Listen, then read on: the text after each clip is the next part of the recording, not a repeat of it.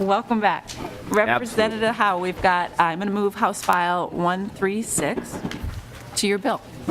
Thank you, Madam Chair. And after seeing the last fiscal note that was 21 pages long, I decided to make some modifications so I could get a fiscal note that was 23 pages long.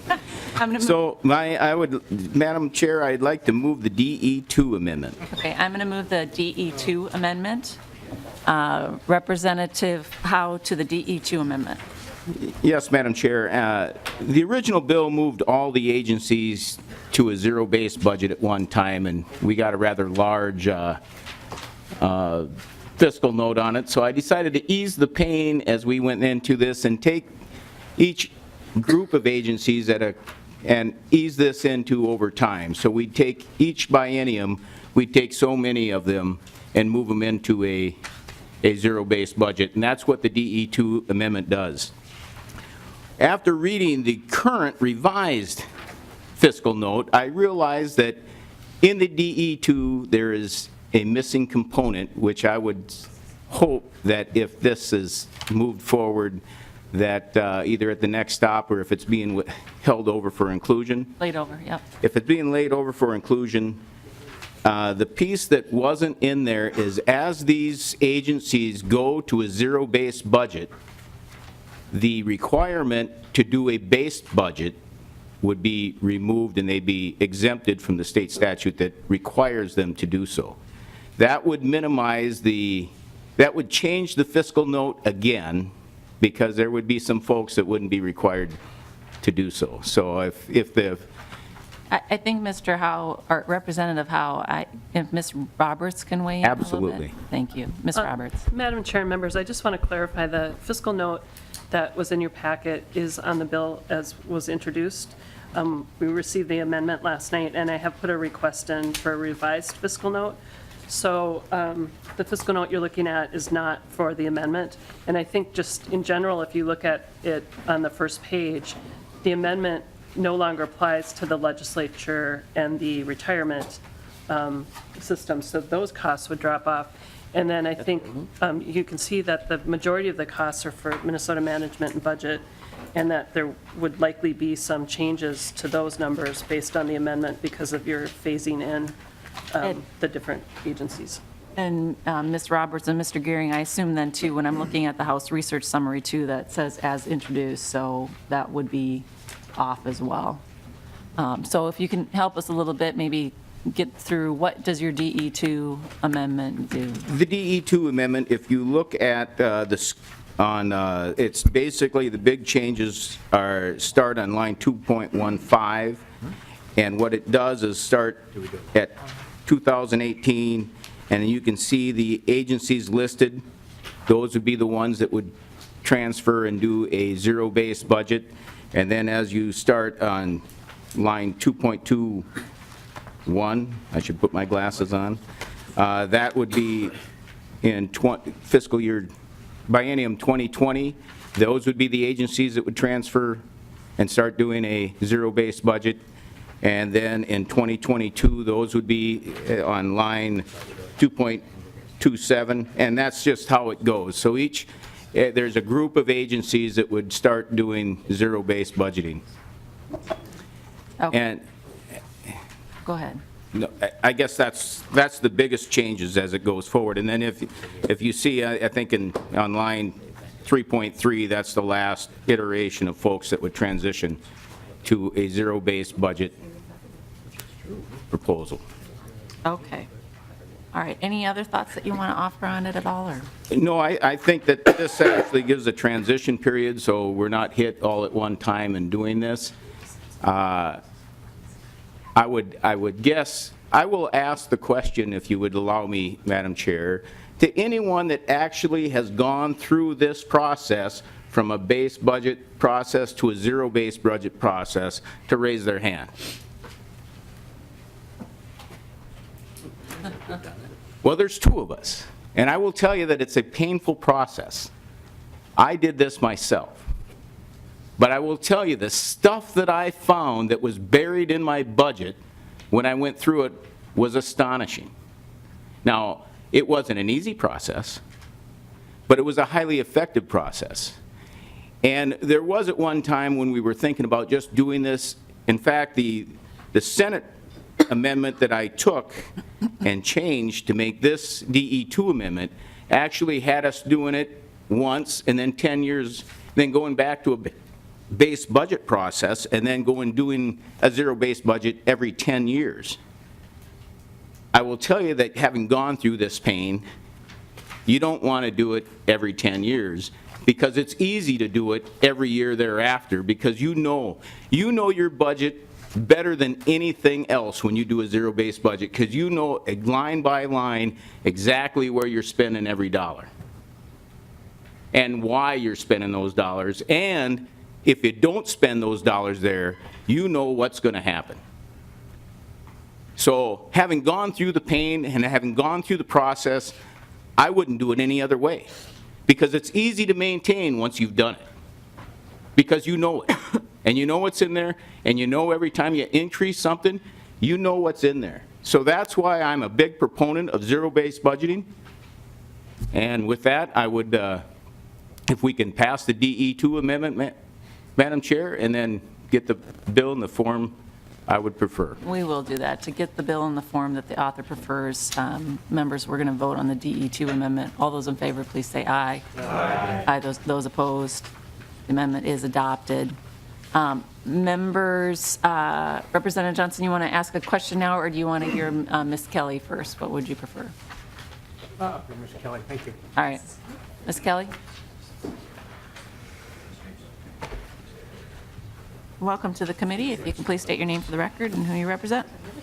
Thank you, Madam Chair. Members of the committee, my name is Margaret Kelly, Assistant Commissioner and State Budget Director at Minnesota Management and Budget, and thank you for the opportunity today to come and talk about this bill.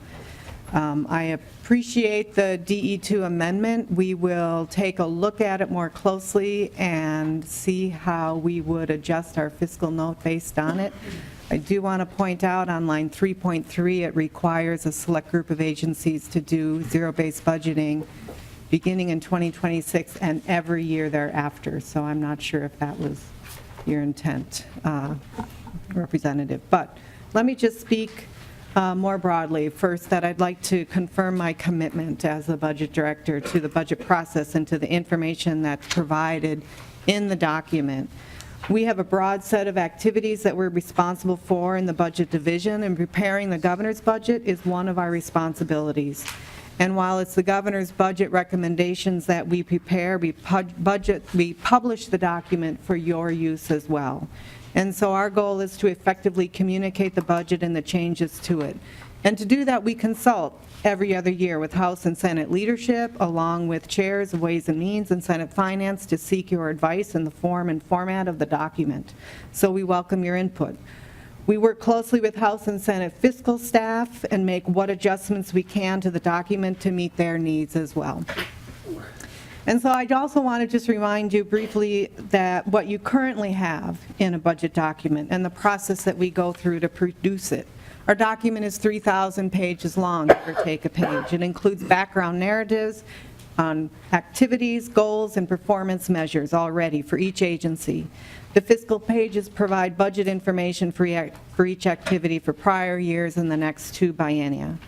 And we also highlight changes the governor is recommending. The process is an 8-month process from start to finish, working with agencies to get this done, to complete the narrative, the background information, and the base budget information that's delivered to you on November 30th, and the budget recommendations delivered in January with the governor's budget. I have a couple concerns about the bill, and that it will require additional budget processes to be completed on top of what we are currently doing.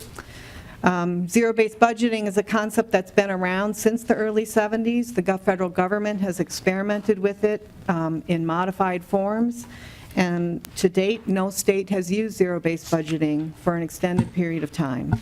This bill requires us to do zero-based budgeting in the original form, where you start from a zero budget, and in modified forms as well, where you look at current service level funding, minimal service level funding, and ranking of activities, outcome measures as well. States that have used zero-based budgeting approaches have abandoned them. It proved to be too cumbersome, time-intensive, and expensive a process that did not yield the intended outcomes. The National Conference of State Legislators, your professional organization, in a review of zero-based budgeting, summarized the elements as being impossible to assimilate into the state budget process, and its techniques were impractical for allocating resources, and federal efforts have not been successful as well. I think there's a difference between, as a manager, using a zero-based budgeting approach to make decisions about how you will allocate resources in your budget. There's a difference between that and providing a legislator or decision-making body a zero-based budget document. I think that's where the effort becomes cumbersome. So I agree with the National Conference of State Legislators when they recommend that we should be clear about what we want when we're considering zero-based budgeting. Are we trying to analyze all of state government spending at once? Are we responding to a fiscal crisis? Are we wanting a deep dive in selected areas of state spending? Or is it something else we're looking for? I think this bill would be improved by greater clarity. Our fiscal note would also be improved by greater clarity and definition and specificity of what you're looking for in zero-based budgeting. What do you mean by an activity? We currently provide budget information and activity level. What do you mean by program outcomes? We currently provide program outcomes in the budget document. And what do you mean by an itemized account of expenditures? Again, we provide budget information at an expenditure level. If you're looking for something different than what we currently provide, I welcome that opportunity to talk with you about how we could change it. Our fiscal note for this bill was based on conversations with other states that had experimented with zero-based budgeting. And one state in particular, Georgia, that does 10% of their budget on an annual basis, recommended that we increase our staffing by 100%.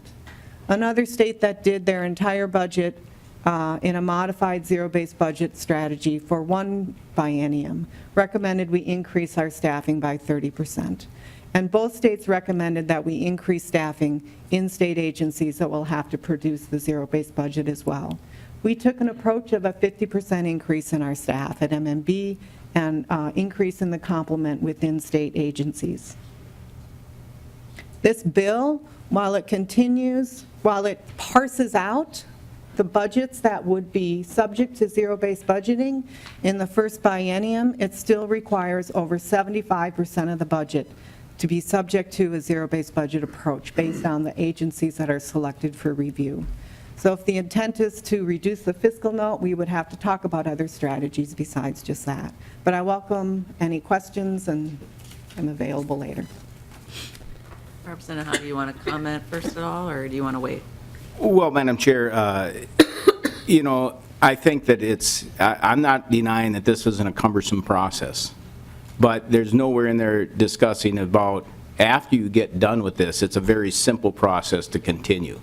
And I understand that some of them have tried it once and abandoned it, but I think that once you've done this, and once you've gone through this, you have a basis and an understanding that will make budgeting simpler, and you find stuff in that budget that, as far as when I did it in my budget, I found things that we hadn't done or purchased in years, but they were still a line item, they were there, and until I did a line-by-line zero-based budget and took it from nothing and built the budget, I had no clue that it had been buried there decades before I took over. So that's nowhere in this fiscal note, and I don't think you're going to get there because we don't know how much we're going to save by going through the process. In later years, I understand it's going to be painful to get there, but once we get there, and I don't have my testifier here, he couldn't make it today, but I say I have gone through the process, I've seen the benefits, and I do believe that the cost is worth the pain. Representative Johnson? Thank you, Madam Chair. So, Ms. Kelly, are there any states that are using this approach now? Ms. Kelly? Madam Chair, Representative, the only state that is currently using any form of zero-based budgeting is the state of Georgia, where they, as a budget office, work with the legislature to identify what areas of state government they would like a deep dive done into. And it's not an entire budget, it is an activity within a budget. So for example, it would not be all of MMB, but it might be the budget division at MMB. It would not be all of Human Services, but perhaps adult mental health at Human Services. The deep dive that they do is simply providing greater detail than they currently provide in their biennial budget on that activity. So they provide additional information about the level, about what type of spending occurs and for what purposes. And they do not actually build a budget from zero up. They do not actually provide a minimum level service budget, nor do they provide a current service level budget. They just provide a greater breadth and depth of information than they provide in the rest of their budget document. In looking at what they provide, it's not that different from what we currently provide in our budget document. We provide more information in our budget document than most states do. Representative Johnson? Thank you, Madam Chair. And then to Representative Howe, I think you probably did have, well, I'm sure you did, had good luck with the way you addressed it in your business, because I have no doubt about that. My only additional thought is that if we went this route, I hope you would fight for the resources necessary to implement it, because I'm afraid if we get a low target here for this particular committee, we're not just going to have any money for it. Representative Howe? Madam Chair, and as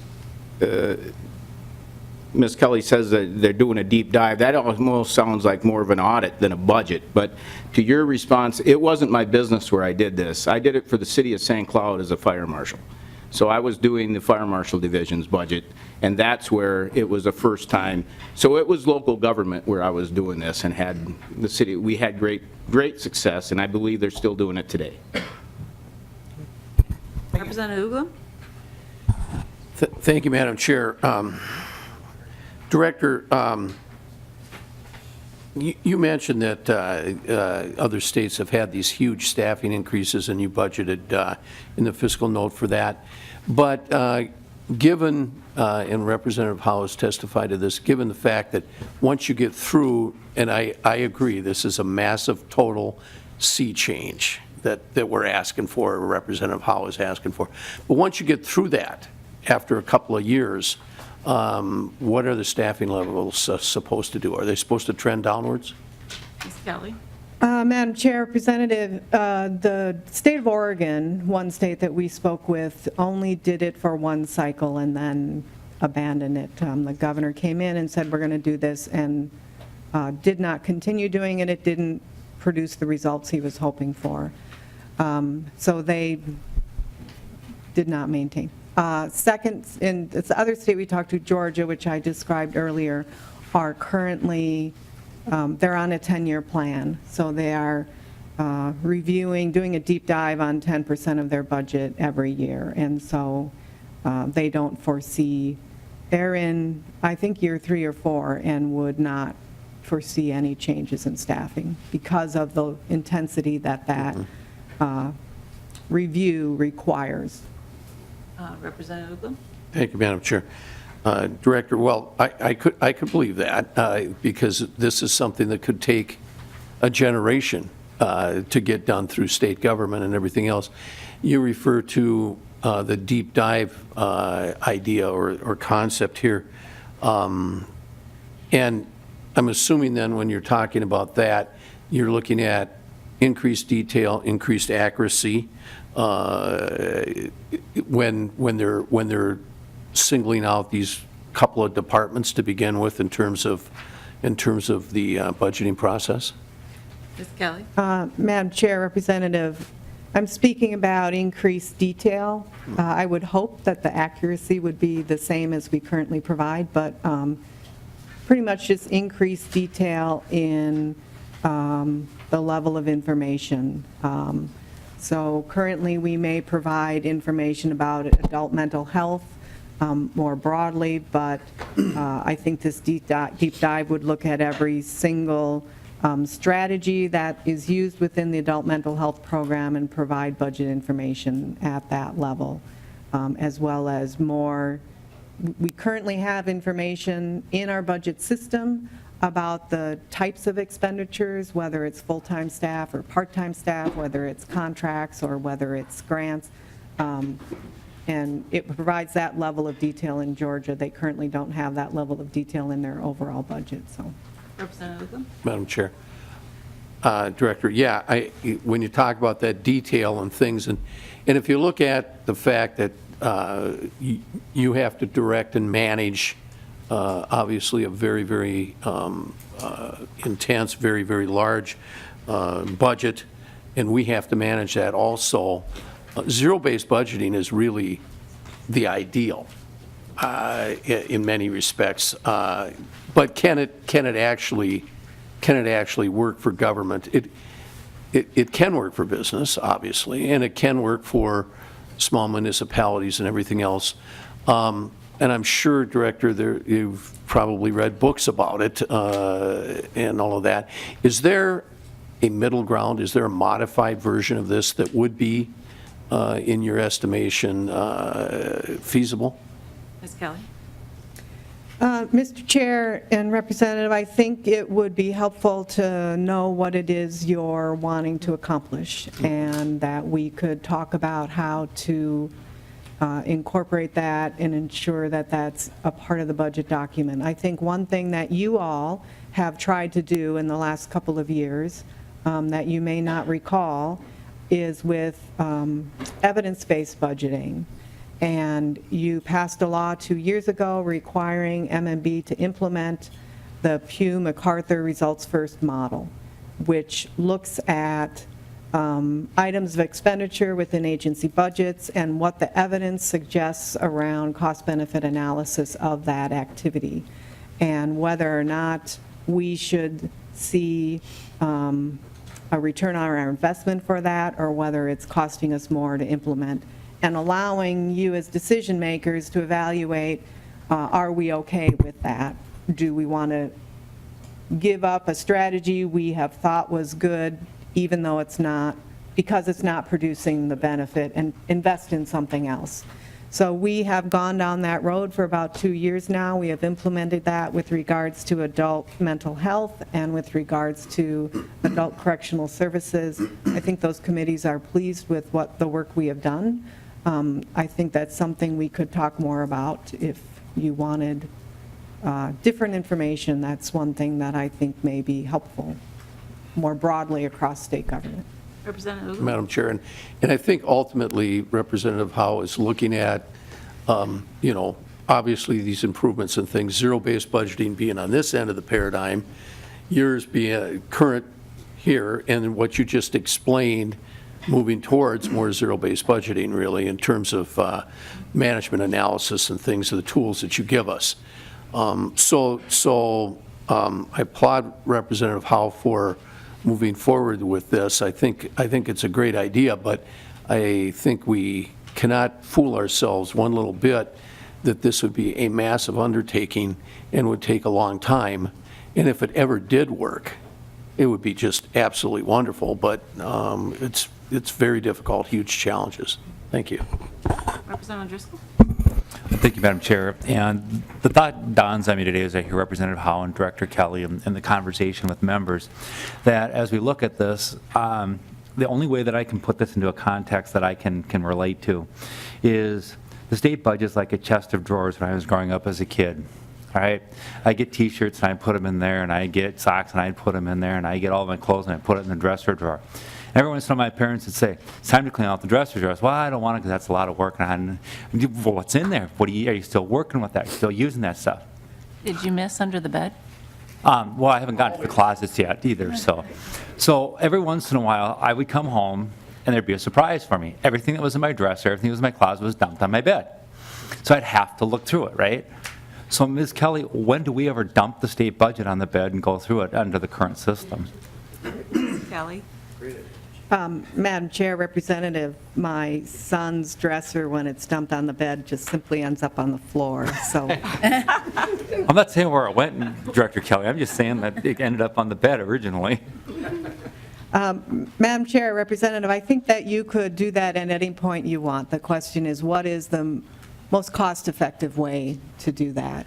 And I think that while you may not do that as a body frequently, I think that commissioners and managers across state government who are managing their budgets do that on a regular basis, because they are year after year faced with growing budget challenges that they need to manage to. And the only way to manage to those growing budget challenges is to take a look at what you have and what you're spending your resources on and move them around to meet the needs that you have. I'm sure just a quick follow-up, and I think I've made my point, but to the idea of, it's the same thing that when my parents would stand there and they'd say, well, why are you keeping that T-shirt? Why are you keeping, because it's my favorite, I like it, I don't want to get rid of it. I still think we're having the commissioners have their likes and their favorites on different things, and is it still good public policy? Is it still good fiscal policy? And I respect your answer, I really do, but I still question whether or not the stuff goes back in the drawer and whether it's in the same format that it came out. Now I have the vision from Friends of Ross in this T-shirt that's too small. Thank you. Sorry about that. Representative Guam. Thank you, Madam Chair. My only comment on the previous line of discussion, was it staffing or management that caused it to be on the floor?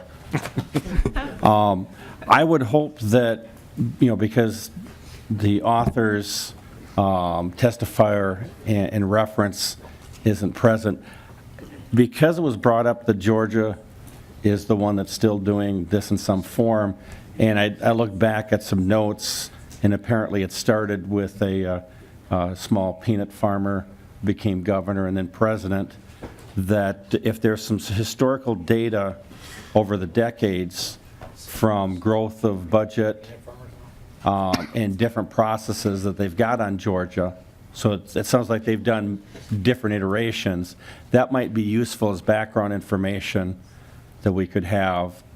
And then also any other data that, they've tried it in certain parts of the federal government and where they've had some success, that additional background data might be useful. So it's a request for additional information, not a question. Ms. Kelly, you've got all that. Mr. Chair, Representative, yes, actually that peanut farmer brought it to the federal government, and NCSL's review of zero-based budgeting was based on those efforts, and I'd be happy to share that with all of you. I've got Representative Johnson? Is Thank that you, Madam- this or something else? Something else after they're done. All right, I've got a couple of questions. You mentioned Georgia. What was the other state that you talked about? Madam Chair, we spoke with the state of Oregon. There are probably a few other states that have tried it in the recent past in modified forms that we could also reach out to, but have not yet. Okay, and Ms. Kelly, when you talked about Georgia, what I got as an impression after you had conversation with Representative Uglum is that Georgia was kind of starting from ground zero, and that they were building documents that never existed. Is that kind of the assessment? And that's probably why they were recommending a 100% increase in their staffing levels? Madam Chair, when you say started from ground zero, I'm not sure if you mean that they started from a zero budget, but they did No, I not don't mean start that. from I a mean zero that they didn't budget. have anything really. Madam Chair, they have a budget document, and what they defined zero-based budgeting as was providing substantially more detail on a segment of the budget every budget period. And so that's what I refer to as the deep dive, is looking under the hood more closely, so to speak, looking in all the drawers and describing what the spending is, so that policymakers could make decisions about whether or not they wanted to keep the favorite shirt. Well, I asked that, Ms. Kelly, because based upon what you've said, it sounds like they didn't have kind of the documents that we have currently. So I think that you were basing your fiscal note off of going from the other state, being Oregon, saying a 30% increase, to Georgia being 100% increase, and you've settled on 50%. And I'm guessing that Georgia is probably more at the 50% level, 30%, and so you'd probably be lower than that, is just my guess. But I'll look into that more closely. But I do want to ask a favor of you. We've had the Department of Revenue in a couple of times, and we've asked for additional information, and we have not been able to get it. And so I know that you said that you are willing to provide additional information to us. We want that additional information. Madam Chair, I'm aware of your request. My understanding is the information is forthcoming, and I will check on that. I'd appreciate that. Thank you. Representative Howe, closing comments? Well, Madam Chair, I've got two closing comments, and one is, it seems like we're stuck in tradition and we're doing the stuff that's easy, and why do we do it this way? Because we've always done it this way. It's tradition. And my definition of tradition is the reason you do something when you forgot the real reason why you did it. So, and the other comment I'll make, Madam Chair, is I think the pain is worth the gain. I definitely believe this is the right answer. Haven't gone through it myself. And if it does be successful, I'd rather have it called the Banyan Budget Bill. With that, members, I'm going to renew my motion that House File 136, as amended, be laid over for possible inclusion in the state government omnibus finance bill. Thank you, Representative Howe.